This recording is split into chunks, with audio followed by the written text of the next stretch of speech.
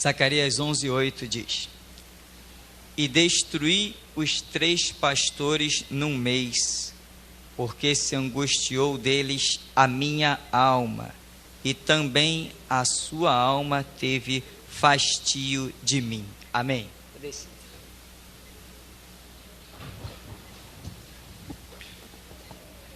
Irmãos, nós vamos estar analisando alguns fatores deste livro do profeta Zacarias. Antes, porém, eu quero lembrar que está acontecendo alguns episódios aí na sociedade bem intrigantes. Houve aquele que um anjo rodopiou nas águas e formou aquelas grandes ondas, as tsunamis lá na Ásia, e devastou muita coisa, e nós entendemos perfeitamente o que foi aquilo. Deus nos esclareceu muito detalhadamente o porquê daquilo. Agora nós estamos vendo as águas secarem, rios com 10 metros de profundidade agora estão secos, o solo completamente rachado. E você sabe que a água simboliza a palavra. Nós estamos vendo lugares onde chovia todo dia, incrível, agora está seco, seco. Os rios estão baixando assustadoramente. Está faltando água. Se está faltando água, pode ser que também esteja faltando o quê? A palavra. E não é o que está acontecendo. Eu lembro do que o anjo falou para o profeta Daniel. Eu estava lembrando há poucas horas do que o anjo falou para o profeta Daniel. Ele disse assim: Daniel, a respeito do final dos tempos, ele disse: olha, muitos correrão de uma parte para outra, e o saber se multiplicará. Aí ele diz assim: muitos não entenderão nada, mas os sábios discernirão o tempo e o modo. Se você julgar, considerando e conhecendo a simbologia bíblica e colocando os episódios que estão acontecendo no mundo, trazendo para dentro da palavra, meu irmão, você vai discernir tudo. Só faltou pouco Jesus dizer assim: olha, eu vou voltar no dia tal, do mês tal, do ano tal, às tantas horas. Só faltou isso. Só faltou isto. Porque os sinais são tremendos. Não vamos falar dos maremotos e dos terremotos que estão acontecendo. Você vê que está acontecendo tudo de uma vez só. Maremoto, terremoto, seca. Tudo predito na palavra. Quando Jesus fala ali em Mateus 24, coisas que antecederiam a sua vinda. E aquela palavra que o anjo falou ao profeta Daniel, ela queima em mim. Irmão, se você estudar, você não vai ser pego de surpresa. Se você conhecer a Bíblia, você vai discernir tudo. Você vai saber cada coisinha que acontece na sociedade. Você vai dizer: ó, estava aqui escrito. Estava aqui escrito, estava aqui escrito. Não vai escapar nada de você.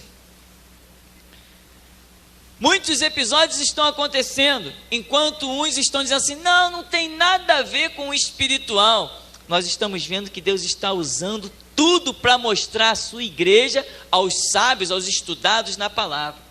Você vê que os continentes são divididos em quantos? 5. É coincidência serem 5 continentes? Muita coincidência. Os grandes estudiosos costumam dividir os mares em 7 principais. É coincidência justamente as águas virem com o número 7? Pelo que nós entendemos dos números, do número 5, do número 7, nós vamos vendo que o mundo é uma profecia. Basta nós entendermos. Quando Deus criou os astros, Ele disse que eles seriam para quê? Para sinais de tempos e de eras. Tanto que as pessoas têm descoberto muitas coisas por estudarem os astros. Nada a ver com essas coisas que acontecem aí na nossa sociedade envolvendo o espiritismo. Nada a ver com isso. Estamos falando de astronomia, uma ciência séria. Mas voltando para o nosso texto. Aqui o profeta Zacarias, no verso 1 e 2, ele diz: abre, ó Líbano, as tuas portas, para que o fogo consuma os cedros. Gemei, faias, porque os cedros caíram, porque os mais excelentes são destruídos. Gemei, ó carvalhos de Bazã, porque os bosques fortes são derribados. Veja bem, ele disse, acompanha comigo nesse estudo, meu irmão. Você que tem estudado a Bíblia, tem participado de muitos estudos, tem ouvido muita coisa. Ele diz assim: gemei porque os cedros do quê? Caíram. Depois ele vai dizer assim, porque os mais excelentes, algumas versões dizem, as mais excelentes árvores são destruídas. E ele diz, ó carvalhos de Bazã. Eu te pergunto, cedros e carvalhos são referência de quem? O justo florescerá como a palmeira e crescerá como os cedros do Líbano. Deus está falando de quem? Do seu povo. Isaías 61, a fim de que se chamem carvalhos de justiça, a plantação do Senhor. Isso aqui está falando de quem? Do povo de Deus. E agora está dizendo, gemei. Vamos seguir esse texto. Verso 3. Eis voz de uivo dos pastores, porque a sua glória é destruída. Voz de bramido dos filhos de leões, porque foi destruída a soberba do... Onde que fica o Jordão? É lá com o povo de Deus. Não é com eles que fica o Jordão? Com o povo de Deus no meio da nação de Israel. Israel tipifica a igreja. Você vê que gemei, olha o uivo dos pastores que estão começando a ficar desolados. A sua glória é destruída. Aí ele fala do bramido dos filhos de leões. Por que leão? Leão é símbolo de qual tribo? Judá. Por isso Jesus Cristo é chamado o leão da tribo de Judá, porque ele é profeticamente descendência de Judá, descendência de Davi. Mas leões também, a figura do leão, ela é referência a que mais? Ao Evangelho de Mateus. E diz: voz de bramido dos filhos de leões. Filho é o que? Descendência. Filho é discipulado. Filho é geração. Meu irmão, é pesado demais. Está falando que os que são descendência da própria palavra estão mal enquadrados. Profeticamente, eu sei que ninguém acharia isso, mas nós encontramos. Nós achamos. Gemei, voz dos filhos de leões. Os próprios discípulos da palavra estão mal. Segue o verso 4. Assim diz o Senhor meu Deus: apacenta as ovelhas da... Apacenta as ovelhas da matança. Irmão, você pode dizer assim: poxa, que alívio, ainda bem que saiu Antigo Testamento. Eu vou te dizer, não enxuga o suor não, porque não é Antigo Testamento. Você vai ver já já onde que nós vamos chegar, e você vai ver como a situação é terrível. Verso 5: cujos possuidores as matam e não se tem por culpados, e cujos vendedores dizem: louvado seja o Senhor, porque ei enriquecido, e os seus pastores não têm piedade delas. Não é possível. Essa palavra é atual demais. Esse livro não envelhece.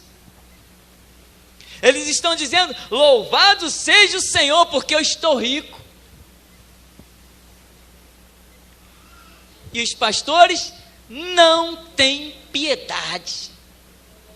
Mas só que Apocalipse vai dizer: tu dizes rico sou, de nada tenho falta, e tu não sabes que tu és um desgraçado, um miserável, um cego, um pobre, um nu.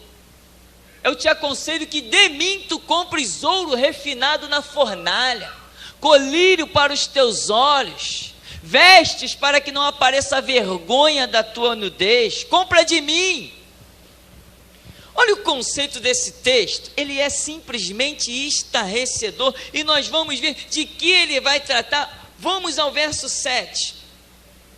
E eu apacentarei as ovelhas da matança, as pobres ovelhas do rebanho, e tomei para mim 2 varas, a uma chamei, outras versões dizem o quê? Graça. A uma chamei graça, e a outra chamei laços. Outras versões dizem união. E apacentei as ovelhas. Então, ele vai dizer: apacentei as ovelhas com graça e união. Então já saímos do Antigo Testamento e entramos para o tempo da graça no Novo Testamento. Aí mais adiante, no verso 8, diz: e destruí os 3 pastores num mês, porque se angustiou deles a minha alma, e também a sua alma teve fastio de mim. E essa sua alma aqui, outras versões dizem assim: e também as ovelhas se angustiaram de mim. A versão da Bíblia Revista e Corrigida diz isso: as ovelhas se angustiaram, estiveram com fastia de mim. E aí eu quero me deter um pouquinho, meu irmão. Sabe por que as pessoas estão fartas de Deus? Porque estão enojadas de tanto brá, brá, brá. Não basta só ter uma pregação bonita, mostrando um monte de símbolo, falando do que escreveu Flávio Joséfo, e os grandes teólogos, e os grandes arqueólogos, e os grandes historiadores. O povo quer ver resultado prático. O povo quer parar de ilusão. E aí as pessoas acham que podem pregar um Deus de misticismo. Meu irmão, todas as nações têm seu Deus, nem que seja o diabo, mas tem o seu Deus. Você tem que mostrar algo mais concreto. Tem que pôr a vida à prova. Aqui os pastores, como nós vimos no verso 5, são mercenários. No verso 8, as ovelhas estão angustiadas, estão afastigadas de Deus. Não querem mais saber de Deus. Elas já não se importam mais. E Deus está dizendo assim: elas se angustiaram de mim. Não querem saber de mim. Outras versões bíblicas especulam mais esse texto e falam coisas mais profundas e terríveis. Em 1 Coríntios 15:58, o apóstolo Paulo diz o quê? Sede firmes e constantes, sempre abundantes no Senhor, sabendo que o vosso trabalho não é vão, ele tem recompensa no Senhor. Sabe por que as ovelhas estão completamente destruídas e não querem nem os... Você fala assim: irmão, o dom de língua aí, não, estou em outra. Irmão, curar os enfermos, não, estou em outra. Irmão, visão espiritual, não, eu estou bem lá na minha denominação, quietinho na minha, eu estou numa boa. As pessoas perderam as esperanças, perderam a visão de reino de Deus, porque os mercenários pregam somente as coisas da terra. Conquista aí, irmão, aonde? No céu? Não, na terra. Ajunta tesouro, irmão, aonde? No céu? Não, na terra. O que você tem, irmão? Eu tenho um carro, casa. Deus está contigo. O que você tem, irmão? Não, eu estou morando num barraquinho. Irmão, você não tem fé. Você ainda não tem Deus. Não é isso? O que vai acontecer com essas ovelhas? Elas estão sendo destinadas à matança. Mas você vai se levantar como um pastor? Então essa palavra vai vir sobre você. Assim diz o Senhor: meu Deus, apacenta as ovelhas da matança. Você vai passar por cima dos líderes e vai alcançar essas ovelhas. Recebe essa palavra nessa noite, para ser um revolucionário. Aqueles que estão caídos, frustrados, abatidos, você vai estender o cajado e vai erguê-los. O Espírito do Senhor Deus está sobre ti, para realmente ser carvalho de justiça. E esta palavra de maldição não é sobre a tua vida, porque nenhuma condenação há mais para os que estão em Cristo Jesus, mas estão buscando as coisas do alto. Você não está preocupado com ouro e prata dessa terra. Você não está preocupado em ter cada vez o melhor carro. Hoje eu estou de BMW, amanhã eu estou de Mercedes, amanhã eu sou dono do mundo. Não, eu quero ser um ganhador de almas. Por isso, essas palavras de maldição que Zacarias capítulo 11 traz, elas não serão sobre a tua vida, muito embora a vara chamada graça já foi quebrada, a vara chamada união já foi quebrada, você vai ver no texto, mas o Espírito do Senhor Deus continua a pairar sobre a palavra e sobre o sangue de Jesus Cristo que estão na sua vida. Ele diz 9, e eu disse: não vos apacentarei mais. O que morrer, morra, e o que for destruído, que seja, e as que restarem, comam cada um a carne da sua companheira. É Deus entregando o seu próprio rebanho à mercê da própria sorte. Mas você não está entregue à própria sorte. Nós vamos ver no texto por que você não está entregue à própria sorte. Mas, irmãos, o que tem de pessoas que se afatigaram de Deus dentro das igrejas, quer ver? Eu vou te dar um exemplo. Irmão, não veio na igreja ontem por quê? Irmão, eu estava na faculdade. Irmão, não veio na igreja no dia tal por quê? Irmão, eu estava no emprego. Irmão, não veio na igreja no dia tal por quê? Não, porque pintou um bico. Irmão, não veio na igreja no dia tal por quê? Não, pintou uma hora extra. Vai ser abatido. E a pessoa ainda diz assim: Deus está me abrindo as portas. Desse jeito, só se for as portas do inferno. Para que, meu irmão, é o bico, é a hora extra, é o outro emprego, tem gente que trabalha em 3 empregos, abre mão de um e vai para a casa de Deus, vale mais um dia nos teus atos que outras partes 1000, às vezes a pessoa tem tanto dinheiro, pega um câncer, acabou, nem todo o dinheiro que ganhou não adianta para nada, mas se tivesse nos atos de Deus, nem pegaria o câncer. As pessoas estão frustradas, meu irmão, nós precisamos levar uma vida com Deus prática para essa humanidade. Pessoas têm falado comigo no telefone: minha irmã está com leucemia, minha irmã está com câncer. A minha palavra é uma só: traz aqui. Traz aqui. Não, mas são crentes completamente vazios e fracos, arranjam desculpas. Não, nós não estamos podendo, não está podendo andar, mas pode entrar num táxi e ir para o hospital, não pode? Mas para a casa de Deus não tem mais fé, não tem mais confiança. Hoje mesmo, falava uma comigo no telefone, a minha irmã está com leucemia.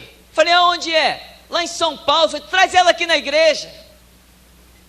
Botou 1000 barreiras. São crentes que se afatigaram de Deus, não conseguem enxergar um espiritual, não conseguem vislumbrar as coisas gloriosas que Deus tem. Sobre tua tenda não vale encantamento. 1000 cairão ao teu lado, 10.000 à tua direita, e tu não serás atingido. Isso virou historinha para muito crente, meu irmão.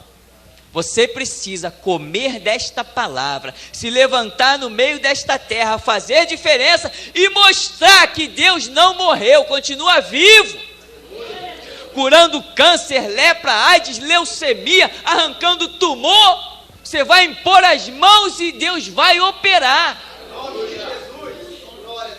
E como vai operar? Mas as ovelhas, devido às lideranças ensinarem, olha, o seu alvo é o carro, o seu alvo é a casa, o seu alvo são os bens da terra. Não, meu irmão, não, siga o alvo que Jesus deixou para você. Olha, o Filho do Homem não tem onde reclinar a cabeça. Buscai primeiro reino de Deus e a sua justiça. Você tem que ser que nem Jesus. Um dia a multidão vai te apertar, e de repente você vai virar para trás e vai dizer assim, quem me tocou? Eu senti que de mim saiu virtude. O que o mundo está dizendo é loucura, para nós será poder de Deus. Eu aposto a minha vida nessas palavras. Como é glorioso sentir Deus. E Jesus disse, aquele que crê em mim fará as obras que eu faço e fará maiores do que essa, porque eu vou para o Pai. Por que que os crentes não creem mais que Jesus ressuscita os mortos?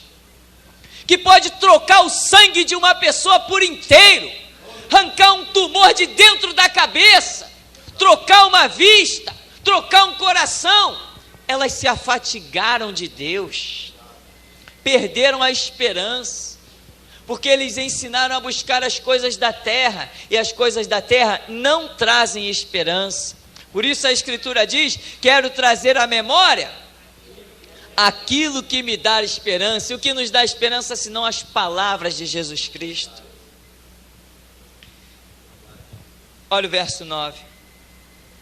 Não apacentarei mais, o que morrer, morra, for destruído, seja, que restarem cada um coma a carne um do outro. E ele diz no 10, tomei a minha vara, suavidade, e a quebrei, para desfazer o meu concerto que tinha estabelecido com todos estes povos. E foi quebrada naquele dia, e conheceram assim os pobres do rebanho que me aguardavam, que isso era palavra do Senhor. Você é o pobre do rebanho? Você não tem ouro, você não tem prata, você pode até não ter um carro, você pode até estar morando de favor, mas quando você abre a boca, os céus se abrem e o Espírito Santo vem sobre você. Está escrito, nunca vi desamparado o justo, nem a sua descendência mendigar o pão. Você não duvida desse Deus, Ele opera na sua vida. Mas nós temos que ser como os pobres do rebanho. A vara chamada graça e a vara chamada união vai ser partida da vida de muitos. Eles serão entregues à própria sorte. Se morrer, que morram. Que coma cada um a carne dos outros, que dê seu jeito para se sustentar. Mas os pobres do rebanho, sobre estes continuará a vara chamada graça e a vara chamada união. Deus não vai desprezar aquele que guarda a sua palavra. E ele diz, no verso 11, e foi quebrada naquele dia, e conheceram assim os pobres do rebanho que me aguardavam, que isso era palavra do Senhor. Por que eu estou repetindo? você reconhece o que é a palavra do Senhor. Quando você ouve Jesus cura, você diz é verdade. Jesus salva, liberta, Jesus dá poder, você diz é assim mesmo. Você reconhece a voz de Jesus, porque Jesus falou assim: as minhas ovelhas ouvem a minha voz, me conhecem e me seguem. E você vai saber que quando alguém pregar os bens da terra para você, você vai dizer assim: não, não quero, eu prefiro aquele tesouro que está lá no céu. É ele que eu quero. Como é que se busca os bens da terra? Mateus 6,33. Buscai primeiro o reino de Deus e a sua justiça. As demais coisas, no tempo e no modo que Deus quiser. Mas uma coisa é certa: nunca vi desamparado o justo, nem a sua descendência mendigar o pão. Aí você reconhece que isto é a palavra do Senhor. Então, meu irmão, sabe como é que botaram o título nesse capítulo 11 aí? Você já leu? O castigo dos impenitentes. Sabe o que é isso? Quem não tem mais jeito, não tem penitência para ele, não tem nada que o resgate, não tem nada que dê jeito. Nesse caos desse capítulo, só tem esse resgate aí só, olha. Que diz, no 11... foi quebrada naquele dia, conheceram assim os pobres do rebanho que me aguardavam. Que isso era a palavra do Senhor. Jesus falou: a bem-aventurado servo, que quando o seu Senhor vier, o encontrar vigilante. E como você vai estar vigilante, se não conhecer o que diz a Bíblia? Não tem como. O mundo te engana, os mercenários te enganam. Só para encerrarmos, deixa eu dizer uma coisa para você. Como é que a Bíblia apresenta Satanás? Primeiro, como serpente, sagaz, sinuoso. Normalmente quando dá o bote não erra, espera a hora certa de dar o bote. Depois Pedro diz: o diabo, vosso adversário, está como? Ao derredor, rugindo como? Leão. Também não é não é uma brincadeira. E Paulo chama de o Deus deste século. E Jesus Cristo o chama de o príncipe deste mundo. São títulos terríveis. Quem não estiver guardado por essa palavra com autoridade, não vai subsistir, não vai estar de pé.